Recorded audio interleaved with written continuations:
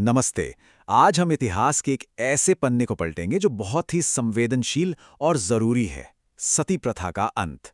आइए इस प्रथा की जड़ों को और इसे खत्म करने के उस लंबे सफर को जरा गहराई से समझते हैं। तो सबसे पहले ये सती प्रथा आखिर थी क्या? देखिए, ये एक पुरानी प्रथा थी जिसमें किसी विधवा को उसके पति की चिता पर ही आत्मदाह करना होता था। आज हम इसी के खात्मे की कहानी को जानेंगे। इस पूरी कहानी को समझने के लिए हमें जरा समय में पीछे चलना होगा। सवाल यह है कि इस प्रथा का सबसे पहला सबूत मतलब पहला जिक्र हमें कहाँ मिलता है? वो साल था 510 ईस्वी। जी हाँ, भारत में सती प्रथा का पहला ठोस सबूत हमें इसी साल मिलता है। मध्य प्रदेश के सागर में एक एरण अभिलेख है जिसमें ये दर्ज है। हुआ ये था कि हूणों से एक लड़ाई में सेनापति गोपराज की मृत्यु हो गई थी और उसके बाद उनकी पत्नी सती हो गई। ये इतिहास में दर्ज पहला पक्का मामला माना जाता है। अब यहाँ एक दिलचस्प बात है, पूरे भारत में पहला सबूत मिला 510 ईस्वी में, लेकिन अगर हम सिर्फ राजस्थान की बात करें तो वहां पहला सबूत मिलता है 861 ईस्वी में, मतलब पूरे 350 साल बाद। ये घटियाला शिलालेख से पता चलता है जिसमें सेनापति राणुका की पत्नी संपत देवी के सती होने का जिक्र है। तो जाहिर है जब ये प्रथा थी तो इसे रोकने की कोशिशें भी हुई होंगी।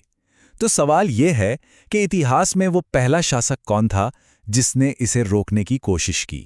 इतिहास की किताबें हमें बताती हैं कि सती प्रथा पर रोक लगाने का सबसे पहला आदेश मुस्लिम शासक मोहम्मद तुगलक ने दिया था। हाँ, ये एक शुरुआती कोशिश थी, लेकिन बहुत ही अहम कदम था।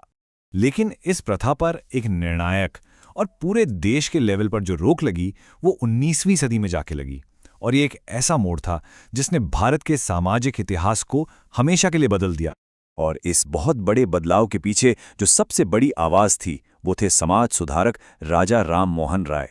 उन्होंने इस प्रथा के खिलाफ एक जबरदस्त मुहिम छेड़ी और लोगों को इसके खिलाफ जागरूक किया। राजा राम मोहन राय के इन्हीं प्रयासों को असलियत में कानून की शक्ल दी उस वक्त के governor general Lord William Bentinck ने। उन्होंने ही इस सुधार को लागू करने की पूरी जिम्मेदारी उठाई। और वो ऐतिहासिक साल था 1829। इसी साल दिसंबर में वो कानून पास हुआ जिसने सती प्रथा को एक सजा पाने वाला जुर्म बना दिया। अब ये ब्रिटिश भारत में पूरी तरह से गैर कानूनी था। पर कहानी यहीं खत्म नहीं होती। ब्रिटिश भारत के बाहर जो रियासतें थीं, वहां इस कानून को लागू करने का सफर कह सकते हैं थोड़ा पेचीदा था। तो चलिए अब जरा खास तौर पर राजस्थान की बात करते हैं। और यहाँ एक बहुत ही कह सकते हैं हैरान करने वाली बात सामने आती है।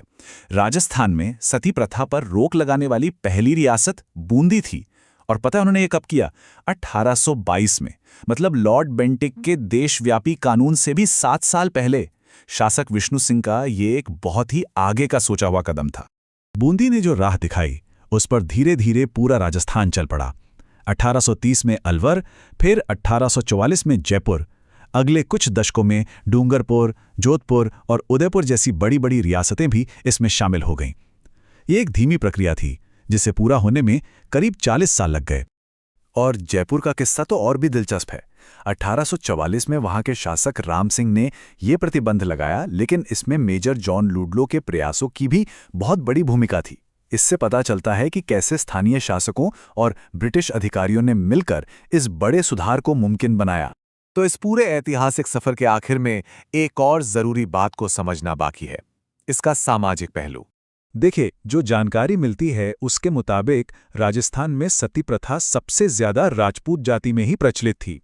ये बात हमें इस प्रथा के सामाजिक ताने बाने को और अच्छे से समझने में मदद करती है।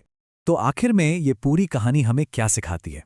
हमने देखा कि कैसे समाज सुधारकों की एक बुलंद आवाज, कुछ दूरदर्शी शासकों के हिम्मत भरे फैसले और फिर एक देशव्यापी कानून, इन सब ने मिलकर सदियों पुरानी इस प्रथा को खत्म किया।